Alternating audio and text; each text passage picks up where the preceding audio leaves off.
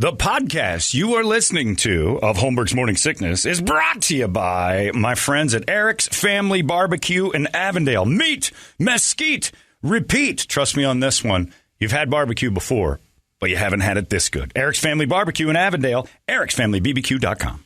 Eric's Family Barbecue has arrived and is simply the best barbecue in Arizona. Come satisfy your taste buds with meats that are smoked over mesquite wood and sides that are made with fresh ingredients and tons of love. They have the best, juiciest brisket, pulled pork, rib sausage, turkey, or everyone's favorite, the Pitmaster sampler that includes all the meat and 4 sides, mac and cheese, potato salad, coleslaw, corn, or beans, yum. And for dessert, try some creamy banana pudding, amazing. Eric's Family Barbecue in Avondale. Meat, mesquite, repeat. Make the trip, you won't be sorry. Dine in or take it to go. Go to ericsfamilybbq.com for more info. This man needs medical attention. Holmberg's Morning Sickness. The old method of treatment for a person in this condition was to throw him in jail. 98 KUPD. It's time for Brady to entertain us all, and it's brought to you by our friends at reactdefense.com, the home of Tactical Black. I tell you about it all the time, but you need to go to their vault. Josh makes these incredible things. Josh is one of the trainers up there and one of the most athletic human beings I've ever met. And you look at him and be like, hey, he's the perfect example of what they train there. It's like you never judge a book by its cover. Definitely not with him. You look at Josh, he's like mild-mannered, normal-looking dude. Nothing like he's not just ripped and stacked up, and he's just looking at you like a normal guy. Josh would dismantle most human beings fairly quickly. And you watch how fast he did this jump kick thing the other day. I didn't think it was possible that humans could do. It's like parkour without walls. He's amazing. But he's also super creative, and he does this jewelry and all these. He made these pens, like writing pens. He just sent me pictures. I mean, you got to check this stuff out. TacticalBlackVault.com, and the pens are made out of this material. It'll say it on the website, but it's really lightweight. He makes rings out of it, and they're really neat. And I'm not a jewelry. Adamantium? Cool. That's it. It's adamantium. That's right. Cool. He's got a mine in his backyard. He just stumbled across it in Scottsdale. He nailed it. But check it out. See what you think of all that stuff. They got a lot of things to offer and really unique things, and they make most of them. They're T-shirts. They design all the designs, too. These people are fairly creative. But then you get into the React Defense side and you start getting in shape, learning all those self-defense skills that only they can teach. Trust me on that one. It is an awesome situation. Check it all out. ReactDefense.com, TacticalBlackVault.com, and then get to learning and get in great shape. The pictures of Kevin Ray we can't put up anymore as he gets in great shape there as well. Awesome stuff. Check it out. ReactDefense.com. Phoenix, Glendale, Chandler, they got you surrounded. What you going to do? It's the home of Tactical Black. Brady, entertain me. Kim Kardashian's company Skims partnered with Team USA to provide undergarments, pajamas, and loungewear for the athletes at the Olympics. She posted pictures of Olympians modeling pieces from the collection, including Paralympian Scout Bassett, track and field athlete Dalala Muhammad, and Alex Morgan from the soccer team. Yep. She said, Kim said, ever since I was 10 years old, I've heard every single detail about the Olympics from my stepdad. As I would watch the athletes compete, I would grow up and understand the dedication and the honor being a part of the Olympics. Always, I wanted to be part of it and make a lot of money from it. Now she's going to do it. Yeah. And she's going to do it in a way Bruce never imagined, through fashion. But he always thought about it. And the only thing I wish I could do in the javelin is wear heels.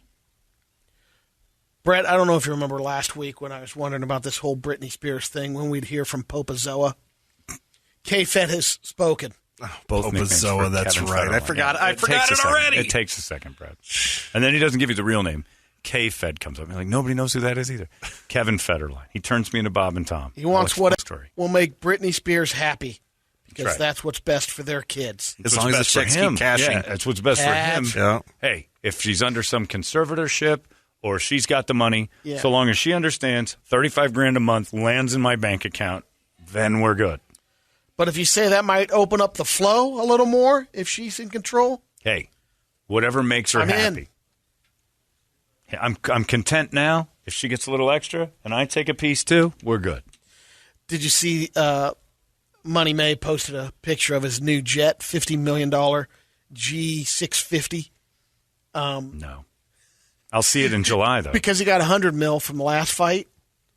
And he spent, I'll buy a jet. Sure. I'll use half of it, buy this jet. It's amazing. He's got his own little bedroom. Fly JSX. This is great. Because look, JSX, I don't want to talk about it anymore because now they're doing advertising in a lot of spots. I'm like, it's going to ruin it. people will know about it, which is going to have to be live, but that's the downside. I don't think they can get bad press. But JSX is amazing. You fly to the Vegas terminal. That's for private jets when they land, and it's for everybody. And you get out of the plane. You walk by Money May's jet squad. Yeah. And there's 3 of them. And you realize you just got off a commercial airline. And these 3 are all bigger than that. I mean, it's a small jet. It's commercial, right. But it's like 15, 16 seats.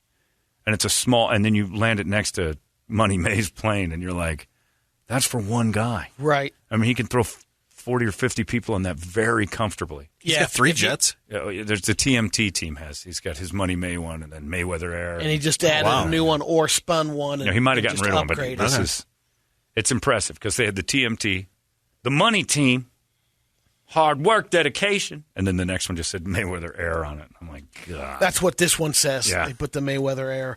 And then he had a press conference with his protege, Gervonta Davis. Okay. He was caught on video bragging. Floyd said, I'm the only person that can do a fake fight and get $100 million. I could do legalized sparring and get $100 million.